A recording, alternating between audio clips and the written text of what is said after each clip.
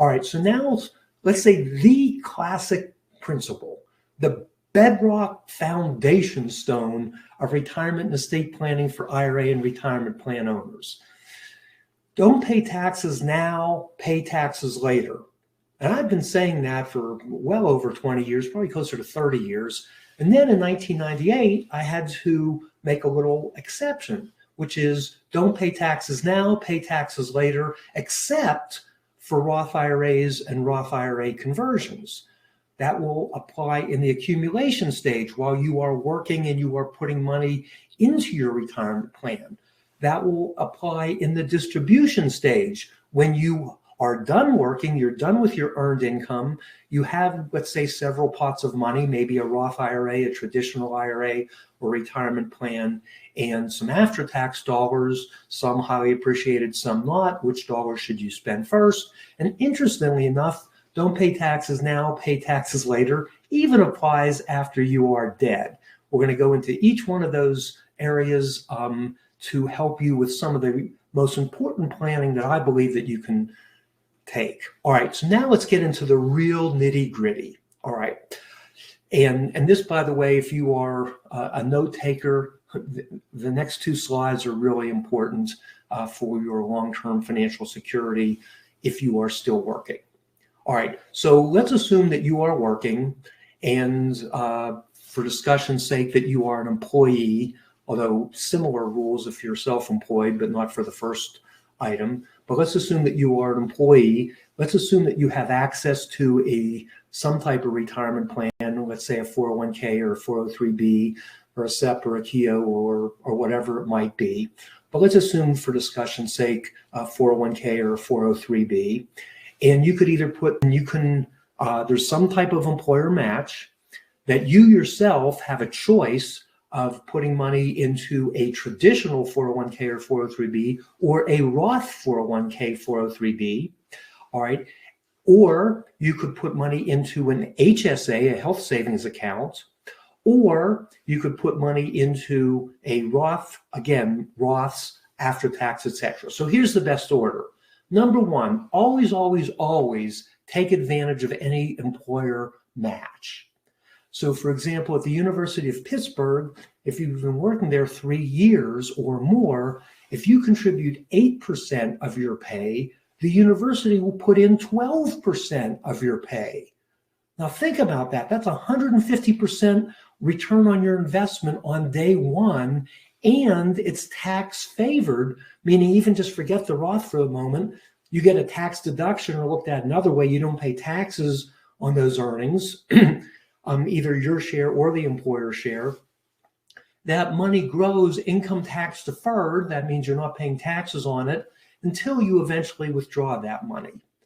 But, and by the way, can you believe it that we actually know of some professors who are not taking advantage of that 150% match? And some of those professors are teaching your kids. But anyway, always, always, always take advantage of an employer match. The second, assuming that there is money left over to put towards your retirement, is to put money in a health savings account. Health savings accounts are wonderful, and we're going to get into those. Take it then, after the health savings account, then the Roth IRAs, or it's not on the slide, but it should be, is the Roth 401ks, Roth 403bs. Then after that, if there is money left over, or if you don't qualify for the Roth IRAs, and we'll get more into that, contribute to a traditional retirement plan, 401k, 403b, SEP, KEO, etc., or just a plain old IRA. Then the next thing is a non-deductible IRA. We'll be talking about the backdoor Roth IRA in the Roth session, but if you can't do that, or if they change the law, you can, this is mainly for higher income earners, put money into a non-deductible IRA or retirement plan. And then last and least is to save money in a plain old after-tax dollars. All right, so the employer's contribution. So, I mentioned, let's say that you have a match. The employer's contribution will always be a traditional contribution. You don't have a choice about that. You can't tell the employer, hey, put put the money that you're matching or put the money that you're putting in on a percentage basis. And so, by the way, some employers will just pay X percent of your gross salary. With that type of contribution, whether it's a percentage or a match, you don't have a choice. That money will be traditional 401k, 403b, SEP, etc. Assuming that your institution or employer offers you this choice, then and you have a choice between a traditional and a Roth account. Again, subject to exception, I'm going to be recommending the Roth account, whether it's Roth IRAs and or Roth 401ks, 403bs, SEPs, KIOs, etc. Let's just take a quick look at the math between taking advantage of the match and not. And obviously it's overwhelming. And now this is starting at age 30, and probably the vast majority of the attendees are probably twice that old or older. But you can just see over time the difference between running out of money in 80 and having about $4 million. Both of these people, that is, let's say the black portion of the chart, they each earn the same amount of money. They each spent the same amount of money. They each had the same investment rates, etc. One took advantage of the employer match. One didn't use the retirement plan at all. Obviously, it is a huge, huge difference. Then health savings accounts.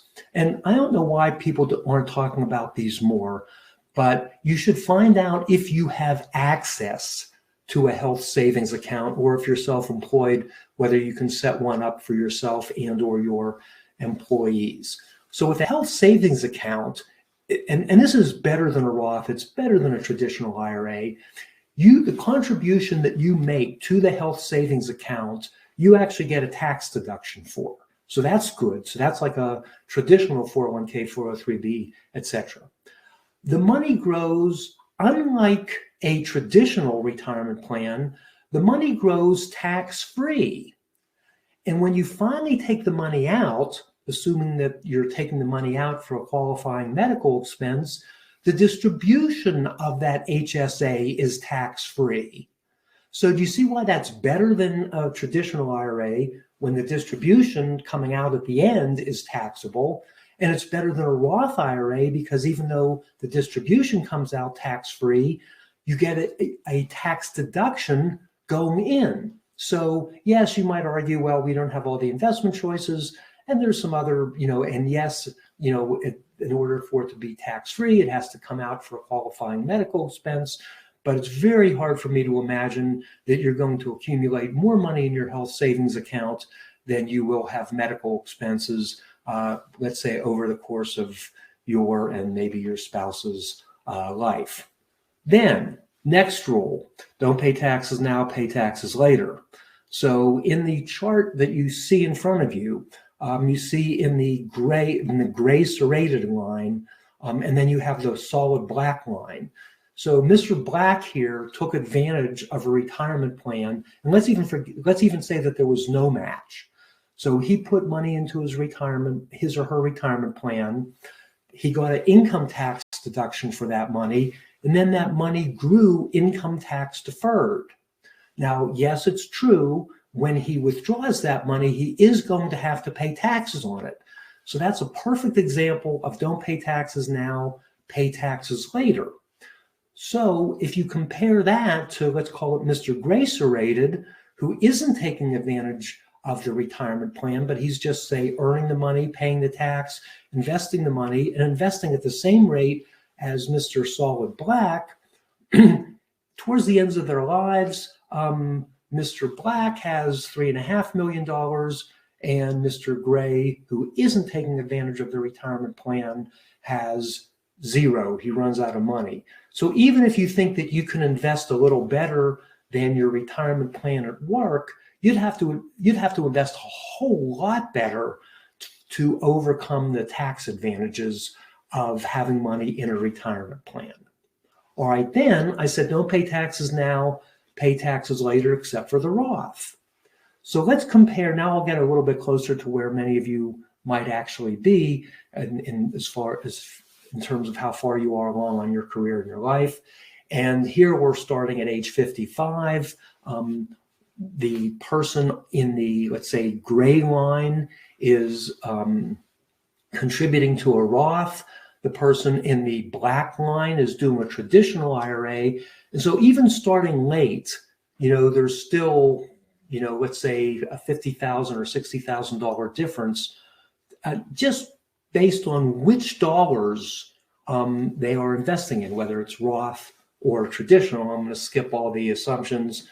There is a reference in the event that you are interested. And again, this is all, let's say, an update of peer-reviewed analysis. Okay, Erico, before we get into classic spending order, do we have any questions on the accumulation stage? Because I'm about to enter something different, and I want it to be clear for everybody. Do we have any questions up to date, Erica? So I am looking at our live room questions right now, and I'm not certain that they are specific to the accumulation stage. Well, how about if we take one or two? How about if we take one or two general questions, and then we'll move on? Sure. Actually, this one is definitely at least on a subject that is, yeah. Okay. So you covered this, and I think this is technically accumulation stage. So Michael asked, does having an HSA account make sense if you know that you have or will have significant medical expenses? There would be a significant amount of out-of-pocket money for medical expenses, possibly the entire deductible amount in a high deductible health insurance, and then also fund the HSA.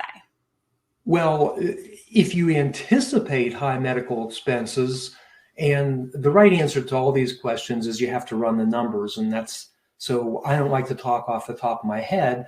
That said, if you know you're going to have significant medical expenses, yes, it certainly makes sense to have the tax-free growth between when you are working and when you anticipate having these medical expenses. So even for myself, I'm a family of three. It's myself and my wife and our daughter, and we do have, let's say, higher than average medical expenses, but we are still contributing the maximum to our health savings account because I like the idea of having the tax-free growth between now and when, we'll always have medical expenses, but if we can get a whole bunch of tax-free growth between now and the time we take it out, and even if we are paying for our health expenses now with plain old after-tax dollars, I am certain that if we ran the numbers, that would prove to be the beneficial way of doing it. Now, if you have really high medical expenses, one of the opportunities that people who have significant medical expenses have is to combine the years when they have significant medical expenses with Roth IRA conversions. One of the great opportunities that I see a vast majority of people miss, and this is probably advice that might be more applicable to your parents if they are alive than for you, is sometimes when people go into nursing homes or they need long-term care and they are cared for at home. And without getting into a technical discussion of which medical expenses are deductible and which are not, but usually at least a percentage of the fee for a long-term care facility and the care at home is deductible. And what they often do is they deduct all that stuff, show maybe even a loss to offset all their income, and they don't do anything with the loss. What they could be doing is actually doing a Roth IRA conversion the same year that they have these medical expenses. And I know that wasn't exactly the question, but if you are anticipating significant medical expenses, and again, the right answer is to run the numbers for your situation, but off the top of my head, what I really like is the idea of getting some tax-free growth in the HSA, and then at some point, and maybe you could even do what we call a bunching strategy, where you pay your medical expenses. Let's say that they're over a 2-year period, that you, let's say, front load or back load when you pay them, combine that with a Roth IRA. So a little bit beyond the question, but a great opportunity And I see a lot of older, well, typically not clients because we do it right if they are clients, but let's say parents of clients not get this right. And, again, that's a classic missed opportunity. Why don't we take one more and then we'll move on to spending? Or just one general question if we don't have any more accumulation questions. Great. So we have a question from Michael, and it's not necessarily accumulation, but it is, I think, a good question. He says, how can a cascading beneficiary plan work at Schwab or Vanguard? I think he's saying for a retirement account there, because both financial institutions say for the account, it's either accepted in total by the beneficiary or entirely declined. To work around this, one just has to have more than one account to allow for more options. I think that's a question. Is he saying, is that the only workaround? All right, so we're going to be talking more about this tomorrow at 10 o'clock. But here, and by the way, this is a hint of what's coming up in the best retirement and estate planning strategy, particularly for IRA and retirement plan owners. And in the event of, and the question really refers to if you give the beneficiary the right to disclaim. I like to say you can disclaim or as much as little as you like. To, let's say, the spouse might disclaim to the children might disclaim to the grandchildren. Can you do this? There's nothing in the law that prevents a partial disclaimer to the dollar of which ones you like. Sometimes some of the, certainly the smaller and even sometimes some of the bigger investment firms give people a hard time on disclaiming a portion. Well, one way to do it is just move it out of that institution. But another way to do it, if you have to, and by the way, sometimes they say they won't, but they will.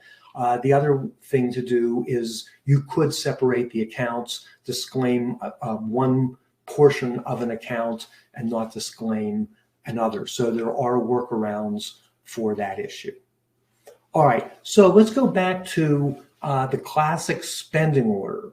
So in this situation, you have, let's say you are retired and you have some income coming in. It might be Social Security, it might be interest and dividends, might be some capital gain distributions, et cetera, et cetera. You also have an IRA, 401k, 403b, SEP-KEO. You also have a Roth IRA, and you also have after-tax dollars. Which dollars should you be spending first? Well, subject to exception, and most of what I'm saying is subject to exception, but spend your income first. You have to pay tax on it anyway. Your Social Security is going to be 85% taxable, maybe less for some of the lower income folks, but for most of the people on this call, I'm going to guess that it's going to be 85% taxable. Your interest and dividends, again, that's mainly going to be taxable, assuming that they are from the taxable environment, not in your IRA, retirement, et cetera. If you have to take a minimum required distribution, you have to pay tax on that. So that's all money that you have to pay tax on. That's good money for you to go ahead and spend. All right, so let's say that your spending needs exceed what your income from all these sources is. Then, subject to exception, spend your after-tax dollars, that is not IRA or retirement, but let's call it brokerage dollars, preferably that don't have any or much appreciation. So you're not paying a capital gains when you cash them in and spend that money. The next dollars to spend is your highly appreciated after-tax dollars. So let's say for discussion's sake that you have, you bought some stock way back when, it's highly appreciated. For you to cash it in, you're going to have a capital gains. Subject to exception, that's still going to be preferable to taking out money from your IRA or retirement plan before you have to. Then spend your traditional retirement plans, IRAs, 401ks, etc. And then the last dollars to spend are your Roth dollars. Now, are there exceptions to that spending order? Yeah, there's certainly. Oh, before the exceptions, first let's get a scope of the difference between getting this right and getting it wrong. So you're 65 years old, you have two chunks of money Here, we're not even going to talk about Roth for this example. You have after-tax dollars and you have IRA or retirement plan dollars. So you haven't hit minimum required distribution yet. And the question is, which one should you spend first? Well, Mr. Serrated says, hey, my after-tax dollars are my nest egg. I'm going to spend my IRA dollars first. And to oversimplify, if they want to spend $1, they have to take, depending on your tax bracket, maybe $1.35 out of the retirement plan, pay 35 cents tax, be left with $1 to spend, but their portfolio is reduced by $1.35. If, on the other hand, you're taking just plain old after-tax dollars and you are spending those, then you're only reducing your portfolio by $1. So the person who is paying taxes later is continuing to get growth and dividends and interest on that additional 35 cents.